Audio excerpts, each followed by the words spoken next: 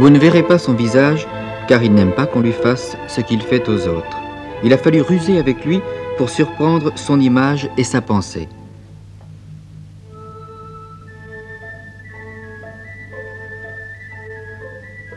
Henri Cartier-Bresson a fondé en 1945 avec Capa, Chim et Roger une agence coopérative, l'agence Magnum, qui compte maintenant une vingtaine de photographes.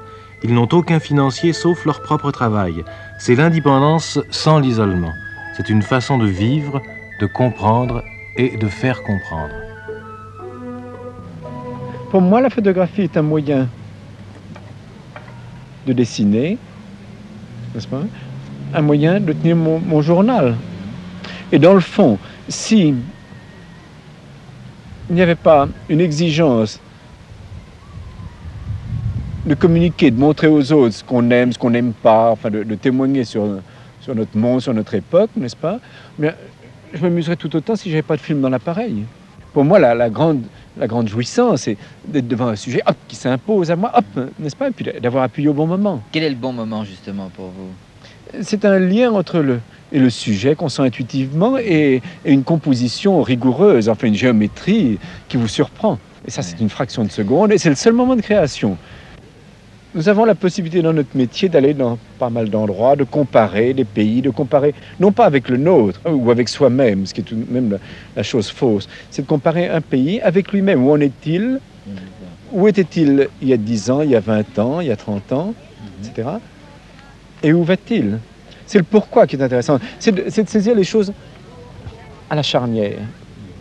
Il faut se débarbouiller toutes ces idées préconçues, tous les clichés, puis en face de la réalité, tout de même, c'est tel quel dernier mot. Mais enfin, se débarbouiller des idées préconçues, c'est bien joli. Mais devant la réalité, c'est-à-dire qu'il faut s'oublier soi-même. Ah, il faut laisser le sujet vous imprégner. Avant de faire de la photographie, Henri, est-ce que vous avez fait autre chose?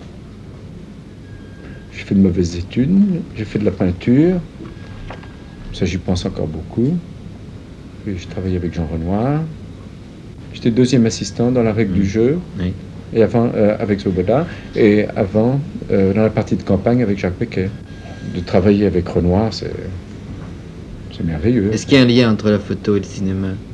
Non, ce sont des outils différents. Enfin, l'un est une chose recomposée. Nous volons comme ça, on est des pickpockets un peu. Enfin, j'ai peut-être un point de vue personnel, mais nous sommes un très grand nombre de photographes à avoir un sentiment assez proche sur le sens de ce métier, sur ses possibilités, sur ses limitations. Et quel est ce sentiment? C'est d'être les témoins de notre époque. Enfin, sans prétention, n'est-ce pas, sans porter de jugement peut-être, mais ce ne sont pas les pièces à thèse que nous présentons, absolument pas, au contraire, mais c'est la chose immédiate, n'est-ce pas, qui nous a frappés. C'est la sensibilité qui se transmet immédiatement sur la gélatine de la pellicule. Il y a un contact immédiat que peu d'autres moyens d'expression ont. On ne peut pas trafiquer, c'est pour ça qu'on n'a pas le droit de trafiquer. Pour moi, la photographie, dès qu'elle est ce que les Américains appellent gimmicks, c'est-à-dire des idées préconçues, des combines, de la mise en scène. Pour moi, c'est mort, c'est stérile, ça n'a aucun intérêt, c'est même de la malhonnêteté. Vous ne retouchez pas vos photos? Si la photo est bonne, je ne peux pas la retoucher. La chose est vue à un moment donné, d'un endroit donné. Et pour moi, c'est la question de temps qui est primordiale. On a vu telle chose à tel moment. Et une question de chance aussi, peut-être, non? Énormément, mais dans la mesure où on veut quelque chose, la chose se produit. Enfin, on l'a d'une façon ou d'une autre. Il faut réfléchir tout le temps, sauf quand on photographie. Alors là, c'est l'intuition uniquement. C'est une espèce de joie qui vous saisit devant le sujet, devant des formes rigoureuses, n'est-ce pas? C'est la joie visuelle. C'est pour ça que ça m'a servi beaucoup de travailler dans l'atelier d'André Lode. Enfin, le goût de la peinture est une chose qui existe chez beaucoup de photographes. Nous ne sommes pas des peintres ratés, n'est-ce pas? C'est un outil différent, n'est-ce pas? Mais c'est tout de même la joie de la forme, la joie de la composition, n'est-ce pas, de la lumière. Je vois chez un de mes associés qui est mort aussi au Pérou, Bischoff, n'est-ce pas? Lui, c'est la lumière. Moi, je suis plus préoccupé par la géométrie. J'ai une passion pour la géométrie, je ne sais pas compter, mais enfin, la joie, c'est de voir une chose qui tombe juste, n'est-ce pas? Oui, mais vous la cherchez ou bien elle se présente? Ah, elle se présente. Elle se présente, mais dans la mesure, n'est-ce pas, où on a un goût pour la peinture, où on aime certains peintres. J'aime Paolo Uccello par-dessus tout, mais c'est tout de même, on se nourrit de certaines choses. Enfin, si on aime Carolus Durand, n'est-ce pas, ou les académiques, eh bien, ça a les conséquences. On ne fait rien impunément. Henri Cartier-Bresson ne recherche ni le sensationnel, ni l'insolite, ni le cocasse, ni même l'indiscrétion. Que reste-t-il alors? Le jeu des lignes, des formes, des couleurs, la photo abstraite? Je ne crois absolument pas dans la photographie abstraite.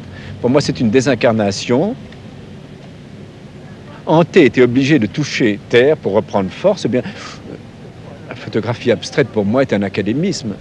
Venons-en à des exemples précis. Vous êtes allé en Chine il y a quelque temps. Qu'est-ce que vous avez vu en Chine? Vous avez pris des quantités de photos. Et quand on fait un reportage sur un pays d'une façon un peu générale, n'est-ce pas, il faut penser aux différents aspects qui doivent être traités. Ensuite, n'est-ce pas, une fois qu'on a fait des espèces de compartiments, on doit les oublier et penser aux problèmes d'une façon abstraite. Et le contact avec la réalité remplit ces casiers. Comment prenez-vous ce contact?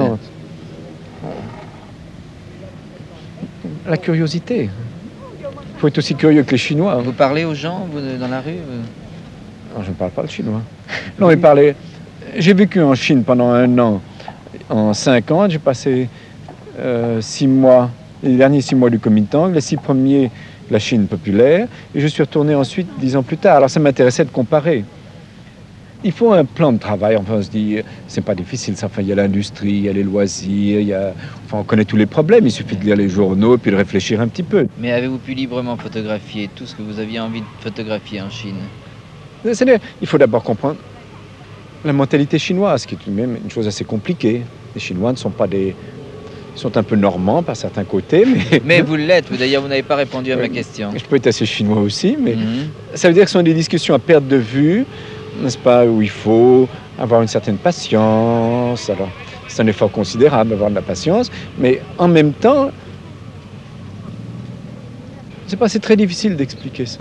Comment vous êtes accueilli là-bas, lorsque vous faisiez vos photos? Avec une extrême politesse, une très grande politesse. Alors, voilà une des difficultés. C'est que mon métier n'est pas un métier de gens très polis, n'est-ce pas? On m'a facilité énormément le travail dans les communes, dans tous les organismes officiels, mais j'ai expliqué aux Chinois que je m'intéressais à la réalité, c'est-à-dire ce qu'on voit sur le trottoir. Les Chinois sont habitués à se présenter d'une façon digne, c'est-à-dire de ne pas être pris à l'improviste, n'est-ce pas, un peu boutonné.